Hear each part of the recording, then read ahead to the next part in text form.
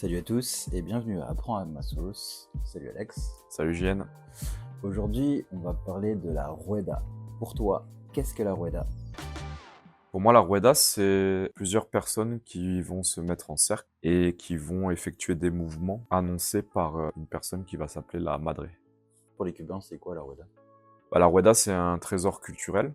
C'est le symbole en fait de la culture cubaine qui va symboliser pour moi l'entraide, la cohésion, l'harmonie, la fête que les Cubains mettent en place dans leur vie de tous les jours pour pallier à la difficulté de la vie.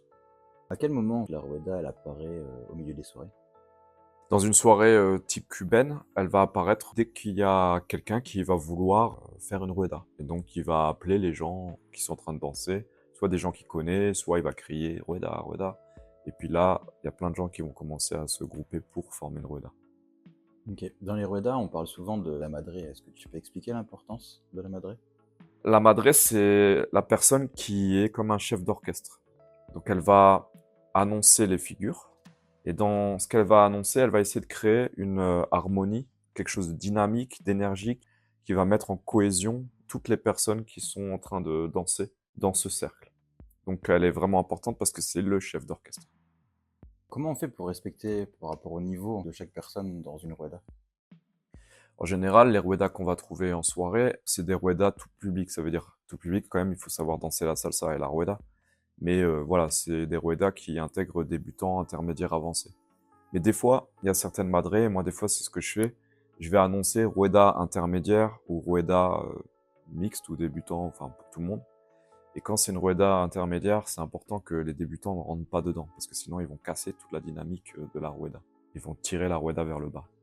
Au niveau de la gestion du groupe, comment ça se passe? En fait, dans la rueda, il faut que toutes les personnes se regardent.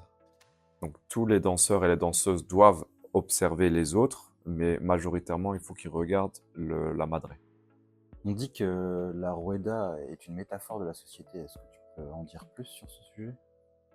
La rueda, c'est comme un organisme composé de plusieurs sous-organismes. Et donc, on peut faire vraiment l'image avec une société. Une société, pour qu'elle fonctionne, il faut que toutes les personnes, les rôles soient reliés ensemble et fonctionnent ensemble.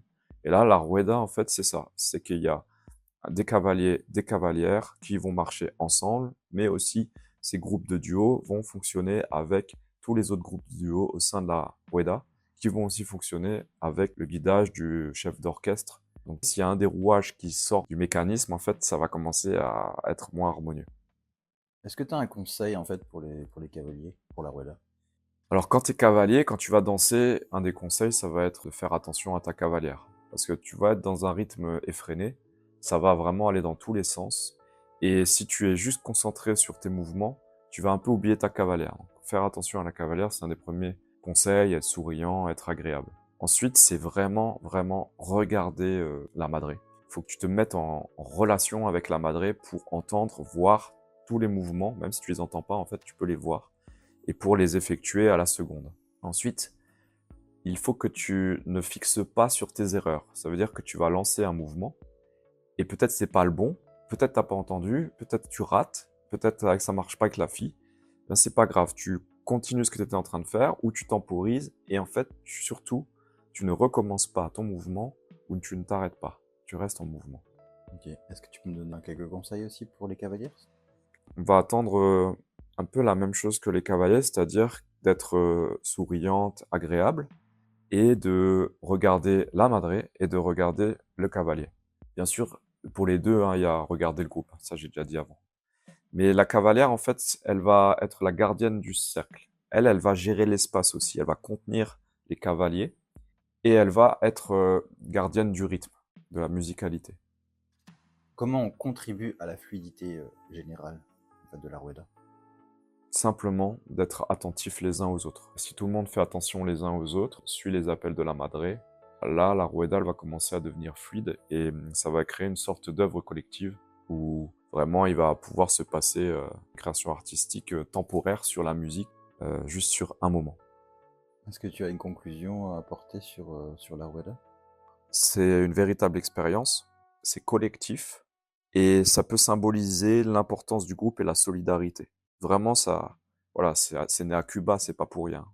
Et si on respecte les rôles, les niveaux, les espaces, la Rueda, ça va devenir une sorte de métaphore vivante d'une société harmonieuse, où chaque individu va à sa place et tout le monde contribue au bon déroulement de cet ensemble qui est la danse dans la Rueda pendant un moment donné, et donc de créer un moment magique. Du coup, comme tu me connais, j'ai toujours une petite question bonus. Dans tes souvenirs fort lointains, à l'époque où tu t'imagines en fait avec tes potes, à l'époque où toi tu dansais, tu peux me décrire une bonne rueda que tu as passée ou une expérience qui s'est passée une fois pendant une rueda? Donc moi, un bon souvenir, c'est plutôt en tant que meneur, vraiment en tant que madré. Je crois que ça doit être une rueda, j'en ai beaucoup dans les ruedas qui sont celles faites en fin d'année, où en fait mes élèves, ils sont vraiment rodés, tout est fluide. Tout le monde me regarde, on sent l'entraide.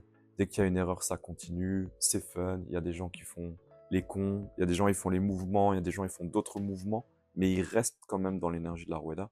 Et donc ça, c'est vraiment des très bons souvenirs parce que c'est un délire collectif sur une bonne musique, en reliance avec la DJ, en reliance avec les élèves, où je partage moi en tant que prof un moment fort et très très très beau. Voilà. Ce podcast touche à sa fin. Merci d'avoir répondu. Merci à tous pour nous avoir écoutés. Ces sujets sont faits pour vous, donc n'hésitez pas à nous poser des questions. Et on se retrouve dans un prochain podcast. Allez, ciao. Salut Jeanne, salut à tous.